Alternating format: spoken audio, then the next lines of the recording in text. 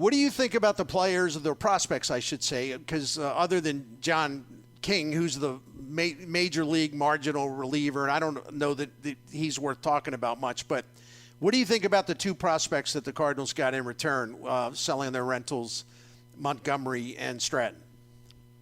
Yeah, it's lucky. I've seen them quite a bit. They both played at Frisco, which is my hometown this year. I really like them both.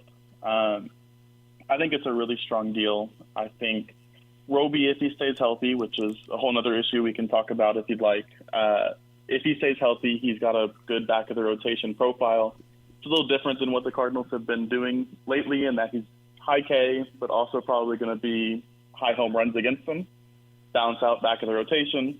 And then Sajasi is very much in the Cardinals' vein in that he is really not that great an athlete, but a good hit tool, great makeup, average to a little bit above power. And he's not going to be a great defender, great base runner, but he's at least playable at third and second. So it bounces out probably as a average to a little bit below as a regular at one of those spots. If you could tell us, since you mentioned the injury, because, of course, with all deals that teams make, especially when they acquire young pitchers, there's always a chance of breakdowns, and so there's always injury risk, at least in the back of your mind. And with Roby, he's already had a couple of injuries, an elbow sprain early on in his minor league career, and then they shut him down with a shoulder issue in June. Cardinals don't seem concerned about it, but I appreciate the fact that you're down there covering, or you're down there watching that Double-A team all the time. So what can you tell us about Roby's shoulder and maybe the level of concern? So that's hard to say. They've been really they have not been very forthcoming with details on that injury. And the people that you normally go to for answers haven't been very forthcoming with it either. So I guess it's not a huge deal, obviously, if he got traded, but anytime you hear shoulder, it's a concern. When he was drafted in 2020, the arm action was it was inevitably going to lead to an injury, and that's when he had the UCL sprain that thankfully he was able to avoid Tommy John on. And then so they kind of rebuilt the arm action going into 22, and he stayed healthy, but then the shoulder issue that nobody outside of the organizations, I guess, really has a great feel on what exactly it is. John Mozeliak said yesterday in his news conference following the trades that Roby's about to resume a throwing program, and I was a little surprised that Mo said this. The Cardinals anticipate, expect, believe he'll be pitching before the end of the minor league season, whether it's Double-A or Triple-A. I forgot which one that they've targeted him for, so that's neither here nor there. But the Cardinals have confidence that he'll pitch before the end of the season. So I don't know whether that confidence is well-founded or not for reasons that you described, because publicly the info on this shoulder is pretty scarce. Nobody really knows. They must know, I would assume, the Cardinals. They know what they're getting, right? I mean, how can you make that trade if you're not comfortable with where he is injury-wise? Oh, yeah, I'm sure they did. And frankly, he's probably worth some injury risk. I think you could have made a good case that he was the Rangers' best pitching prospect, at least in the upper levels before the trade, just given some of the other issues, most notably with Jack Leiter. He's good fastball, good curveball, good changeup. You've got three legitimate big league pitches. You've got a guy who pounds the zone, and that's the guy worth taking maybe a little bit of injury risk on, especially when you're getting him young. And if he does end up being a blown-out arm, hopefully you've gotten a few of his good years before then. Thank you. We're talking here on the Bernie Show in this 4 o'clock hour, as we mentioned, but I want to repeat the Twitter handle. Grant Schiller from Baseball Prospectus. Follow him on Twitter at OG Schill. That's SCHILL at OG Schill.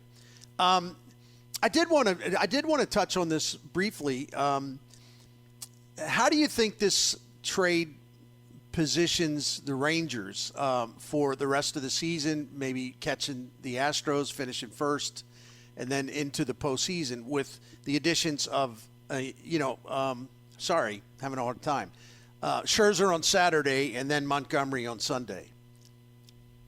It's interesting because it's hard to answer that without knowing the health of a couple of their current injured players, and Nathan Eovaldi, who's been their workhorse number one all season, and Jonah Heim, the all-star catcher. So if the injuries on those two are negative and they're maybe out for the season, these are kind of replacement value that maybe keep you in line with the Astros and let you be competitive for the division. If those guys come back and they're able to play through their injuries or they get healthy, I think they're pretty clearly the better team in the division, just given the Astros have gotten a good bit of luck with their pitching, and their lineup isn't quite so deep. And you probably are putting yourself as a good position to be one of the favorites in the AL. So either way, it's a big boon to their season. It's just a matter of whether it's keeping them alive or putting them over the top. Have you had a chance to watch any of the Cardinals prospects at AA? I mean, specifically Mason Wynn. Have you had much of an opportunity to see him, whether it's in Frisco or just I know MILB.com's got a lot of baseball games on. So if you have an opinion on him, I'd like to hear what you have to say. You know, I unfortunately haven't seen him in person just because the way they do the scheduling, Springfield's one of the farthest teams, so they only play each other once a year, and it may be in Frisco or Springfield. What little I've seen on video, I buy into him. I think philosophically, if you've got a plus to double plus shortstop, as long as you can hit a little bit, you're going to be a quality regular. And I think he definitely clears that bar of hitting at least a little bit. And I wanted to thank you, and I wanted to get back to Thomas Sujasi, because, again, I'm really intrigued by him. I wasn't familiar with him because I don't follow prospects that closely. But every description I've read, yours and others, he's a guy that immediately, from a St. Louis perspective, raises your curiosity level. And I'm told the Cardinals really wanted him included in this deal. So they must have – Randy Flores, I can only conclude, without – factually being, knowing I'm factually correct 100%, but I got to conclude that Randy Flores and his scouts really, really liked this kid when he was coming out in the draft. So can you tell us more about him? I mean, how good of a hitter will he be in the major leagues? Everything so far has been terrific, every level that he's been. Yeah, I think it's pretty simple that he's just a plus hitter. He's maybe a little bit more susceptible to breaking balls, but it's not a big hole. He catches high fastballs, low fastballs. There's just nothing that's a huge hole for him. He hits everything hard. He hits everything in good launch angle bands. And I don't really know how he does it because, like I said, he's really not a great athlete. But he just shows up there, no batting gloves, and pounds the ball consistently.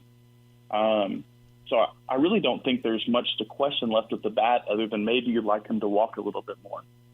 But end of the day, if you're a high average guy with average to a little bit better pop, you're going to be probably 10 to 25% above league average at the plate. And if that's what he turns out to be, maybe that's on the high end of his projection, but it's certainly within the realm of possibility. And that would be, it'd be a really good pickup for a couple of medium level impact rentals.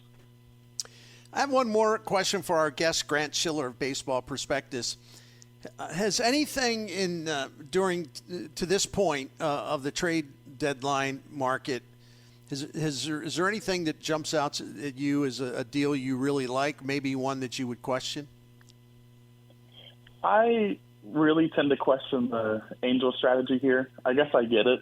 They're almost in a position where their farm is bad already, so maybe you look at it and you say, you know what, if we trade Ohtani, we're not going to be able to totally rebuild the farm, so we're screwed one way or the other, so might as well go for it. But I just think when he almost inevitably leaves this offseason, they're in for it for a long time. So I question trading what little talent they have on the farm for rentals that aren't, other than Giolito, very high impact. And that there's a lot of people who agree with you, but you liked what the Cardinals did with the Rangers. I do too, but I always like to have my opinions. I like to get more info and more enlightened perspectives before I go too far overboard. But it seems like they did well, and it's obviously the big X factor is whether the pitcher Roby can get healthy and stay healthy. But thanks for coming on with us, and really appreciate all that you do for Baseball Prospectus. We'll continue to read you. Thank you, sir. Hey, I appreciate it. Thanks for having me on. You got it. That's Grant Schiller from Baseball Prospectus. And, yeah, I mean, he's sort of added to what the feeling is out there about these two guys they got from the Rangers for the two summer rental pitchers. And the more I hear about Sujasi, the more exciting it seems. And Roby's, look, we can't sit here and be homers and ignore the injury factor. That's a concern. And, you know, kind of what loosely I believe on that, it's a concern until we have reasons to declare it's no longer a concern. You know, I remember, and again, I think I'm scarred by the past. I remember when the Cardinals made that big trade for Mark Mulder, and there was so much talk in advance of that trade and then after the trade that something's not right with Mulder. Scouts think he might have a shoulder problem. It turned out that he did. In fact, he had a pretty major shoulder problem. The Cardinals did get a good year out of him, but I think that was 2006. But he even broke down in 2006, if I have my years right. But it was a career-ending shoulder injury. So yeah, I'm not going to dismiss the idea that as talented and as exciting and the great potential that Roby has, this pitching prospect from Texas, that can't be dismissed. The fact that, you know, he had the elbow 2 years ago, shoulder now. The elbow was it was definitely a concern, but he avoided surgery and they changed his delivery so it wouldn't be as stressful on that elbow, and that really helped things a lot. But now it's the shoulder, and the Rangers, as described, you know, precautionary, want to be careful with a good prospect. They shut him down in June rather than push it and risk further damage. And we don't know specifically what is involved with the shoulder injury, but shoulders are always a scary thing. And, you know, Jim Hewer, I sincerely believe, or I sincerely wish, that's the better way to put it, I sincerely wish that I could sit here and tell our listeners that, well, listen, the Cardinals did a lot of due diligence on this. They made sure to inspect that shoulder, and they had all kinds of people look at the reports, and they're up to speed with him. So if they're up to speed with him and they have absolutely done their due diligence, their advanced work on understanding what exactly is wrong with the shoulder, and if they're happy enough to go and trade him, that's good enough for me. I'd like to say that, but I can't. I'm there with you. It's an alarming little note to this trade. Yeah. Where you go, hold on a second. And you want to go, did you really look, or did you just go, well, they say it's okay. They say you should be able to throw by the end. They say, well, who are they, and what does that mean? And we know the danger of that statement and where that comes from, because our guys looked at the reports. Well, good for them. Are these the same guys that looked at the reports on Mark Mulder? I know that's ancient history, man. I know, but that's the thing. I'm not trying to be negative here. I love that they got this guy. He's a legitimately exciting pitching prospect, and that's why I laugh at these people who have never heard his name until yesterday, and they're just immediately panning it because they thought that they were going to get like a number 2 starting pitcher in the big leagues or something for him. They don't understand the market's not like that anymore. But I also don't want to be Fred Bird sitting here. Oh, this shoulder's nothing. Go Cardinals. No, I'm not going to do that either. I'm excited by them getting both of these guys from the Rangers. But When at the time you acquire a guy, he is shut down because of a shoulder injury. Yeah, you do a little. Okay, I'm excited, but Yeah. and the but could be minor or it could be major. And again, we can't tell today. I thought it was really interesting though. Before we take a break, one of the things when I talked about this injury to Roby, the right-handed pitcher who is really a rising talent if he can stay healthy. Grant Schiller, when I was asking about the injury, Grant Schiller, who's down there in Frisco, Texas, where that Texas Rangers AA team's headquartered, he said, well, with a guy that is talented as this guy is, you should take the chance anyway. Because I don't mean to put words in his mouth, but what he was saying is like he's got such tremendous upside that sometimes you should take the gamble on that for a rental. And I don't disagree with that. When I look at that high strikeout rate and a high ground ball rate, that's exactly what you're looking for. And you see a guy that's moving up on a lot of lists, and Fangraphs with Eric Longenhagen, he put him at number 64, which is a pretty good number from where he was a little earlier in his minor league development. And he's rated at higher than Jack Leader, the number 2 overall pick in the 2021 draft. Sometimes you should take the chance. I don't disagree with what Grant Schiller said there, and Grant Schiller thinks this kid Roby's got a chance to be really something. I would take a shot at this, no doubt.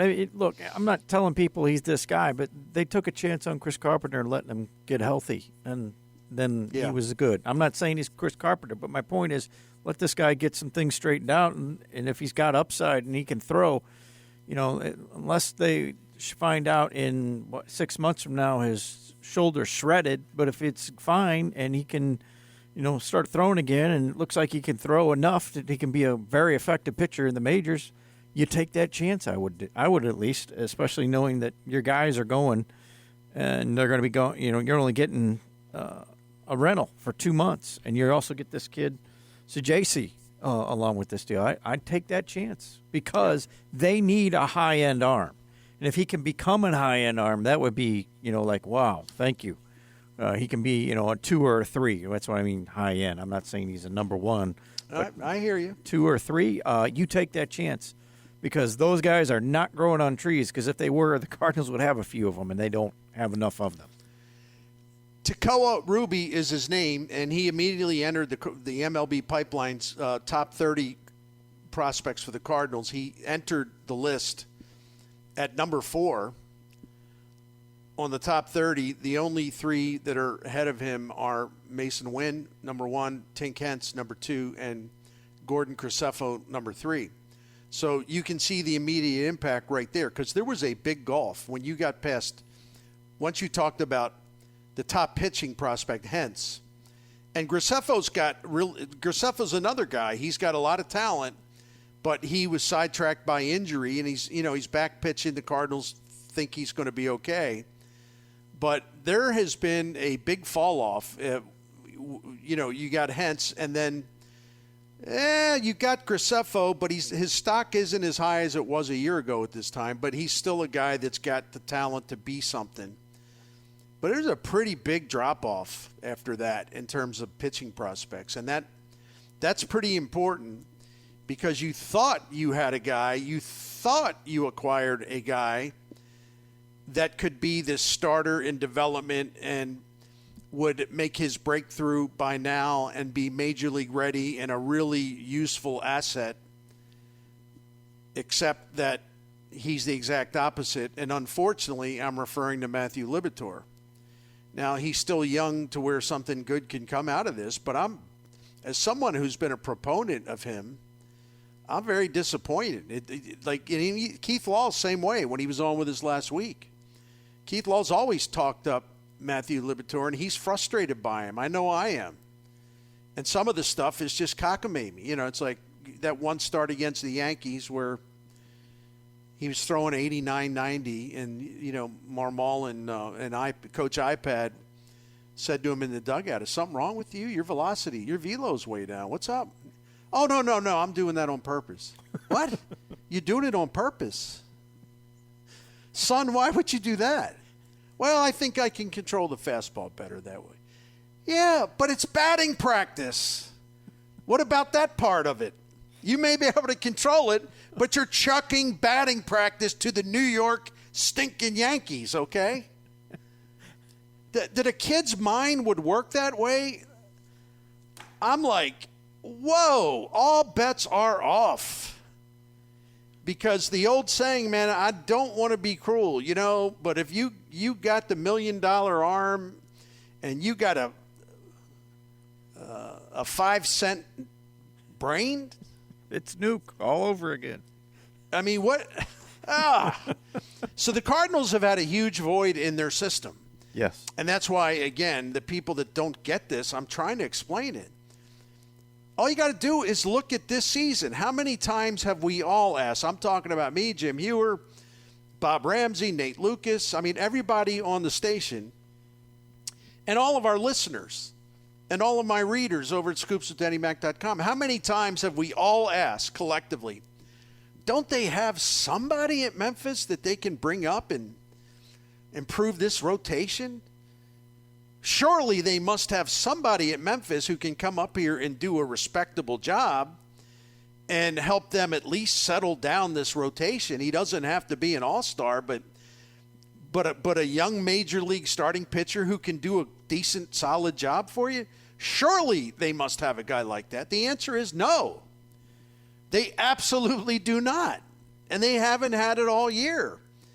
And they really they didn't have it last year either, or the year before, because that's why they had a scramble in 21 to make those trades for Happ and Lester at the deadline. And then they had to struggle again last summer at this time, just about, for Montgomery and Quintana. And don't get me wrong, those trades worked out. But that's really also missing the point, which is you should never put yourself in that vulnerable position. And this year they really, really pushed their luck because they knew that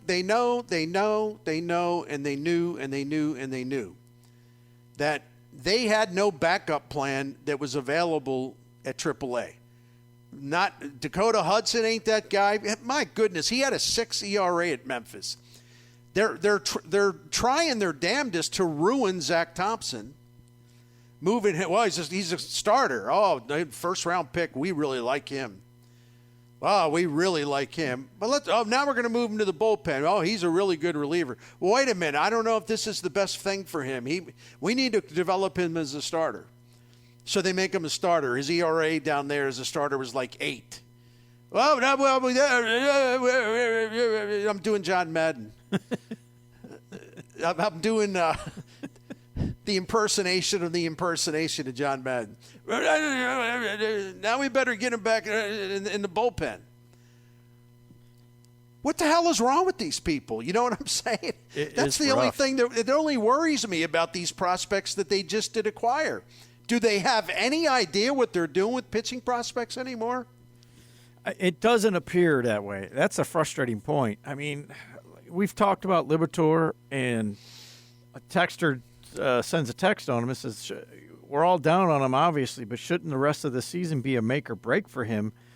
The reality is, I think in spring, the thought process was, Liberatore be here by the end of the year, and he'll be contributing. And that is so far from where he is right now. He's going to be here maybe by default, but right. I don't know about the contributing part of it. It doesn't look good for him. The Dakota Hudson thing is mind-boggling as it is. He appears to be healthy, and if you're healthy at this point in his career, throwing strikes at this level shouldn't be an issue. And that is very good. It's just awful when you watch him go out there. When he doesn't have it, I mean, it's really bad. It's not just, well, he'll work his way through it. He has no clue how to fix anything out there. And by now he should have that I don't know why he doesn't, and I can't understand why those two guys specifically, how the Cardinals can't find a way to at least help them be better and be competitive. Because when they're bad, Bernie, they're not even competitive out there. And the only and then to add to your absolutely correct point, they're clueless as how to get the best out of Liberatore and to get the best out of Hudson, whatever's there still. And they keep trying to talk themselves and us into, Dak's changed things. Dak's in a much better place. No, he's not. Shut up. No, he's not. Put a sock in it. Yes. Only the dumbest among us is buying that one by now. But then, if you want to add to those two, the fact that, they can't come up with anything to fix them. Maybe they can't be fixed, but that's another aspect of this. But they can't find solutions like, how do we improve this guy? How do we help him?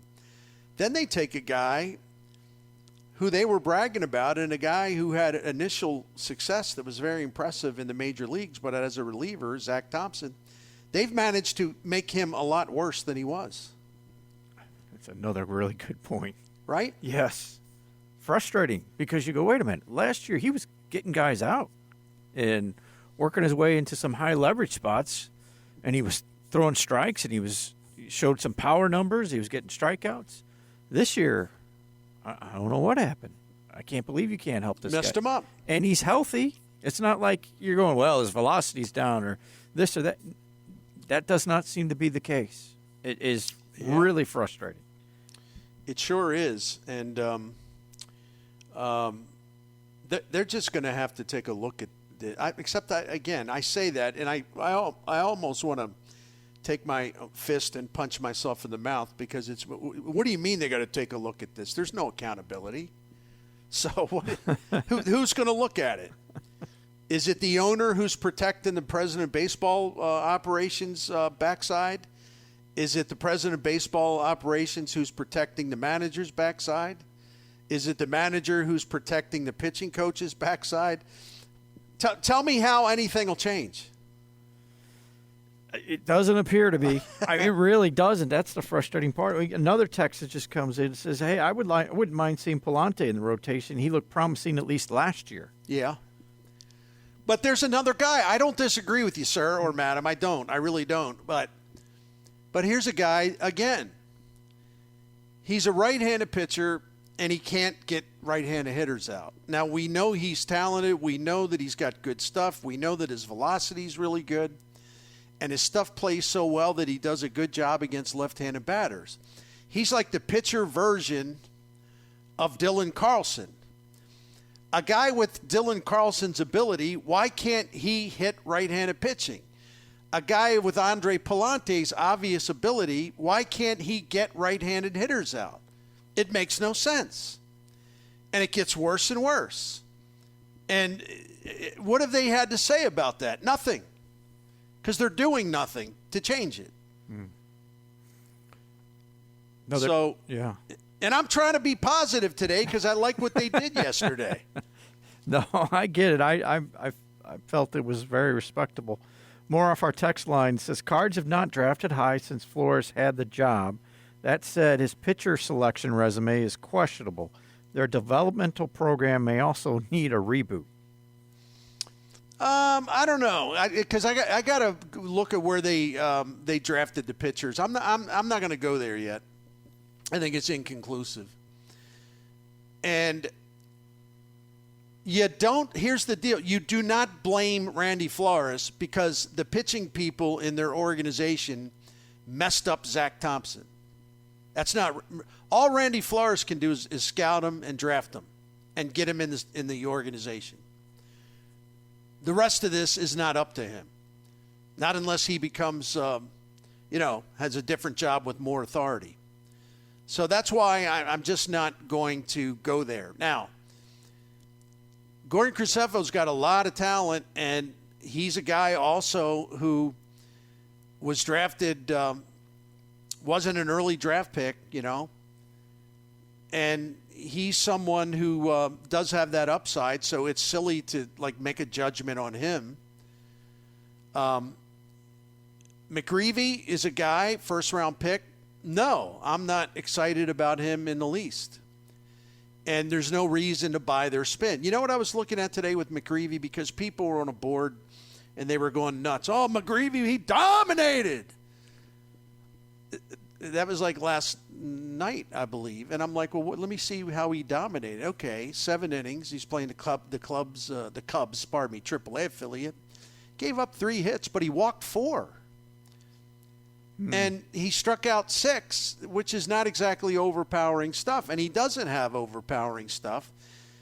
He doesn't have strikeout punch. It means simply that his execution of pitches and his location of pitches, because he doesn't have the heavy swing and miss into his pitching game, he's got to be extra sharp. I mean, he can't afford to make mistakes over the zone. And I looked at he made 13 starts at Memphis this year. And just please listen to me. And it doesn't matter whether you don't know the metric or you don't care about the metric. 50 is average. It's the game score. McGreevy's average game score is below average at AAA. It's not below average abnormally so. It's like 47 or 48. 50 is average, but we're talking AAA. So I got no reason to get excited by him. Maybe he'll give us some, but he's a pretty basic pitcher. And he's going to have to be razor sharp at the big league level, or he's going to get abused by hitters. It's as simple as that. So we could go down the list, but no, I think it's way too soon. Look, we're mad at a lot of people in charge at the Cardinals. We're mad at a lot of the trends.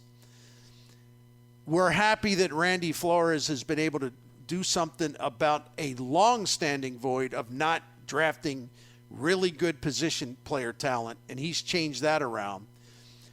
Ain't his fault that they're screwing up outfielders or they're trading the wrong outfielders away.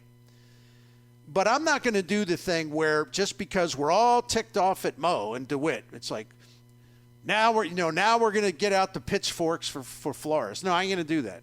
It's premature. Not going to do it.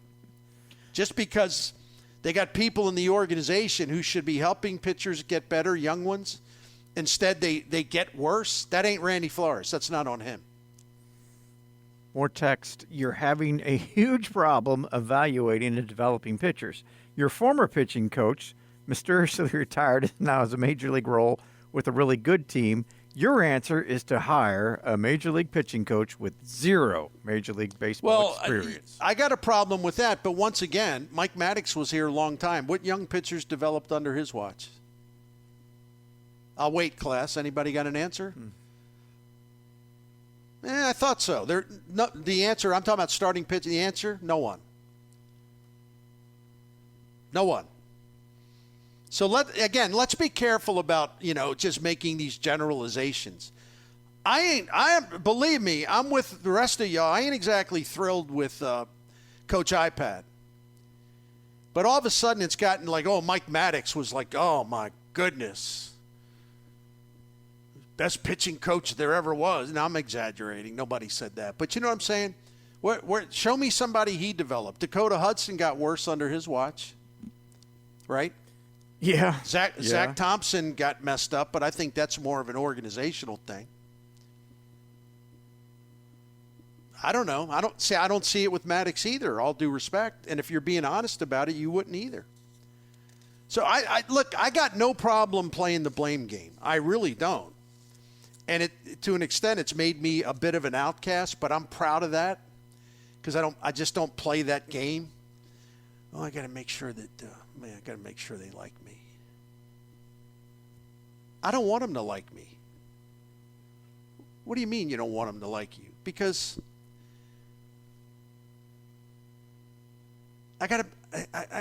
it's my obligation to be completely honest. I just can't worry about how it will play with players or staff or anyone else. I just can't worry about that. I told you when I came back and when I started at 590 The Fan, where Dave Zabriskie, Jim Hewer encourage and enjoy candor and, very raw truth telling.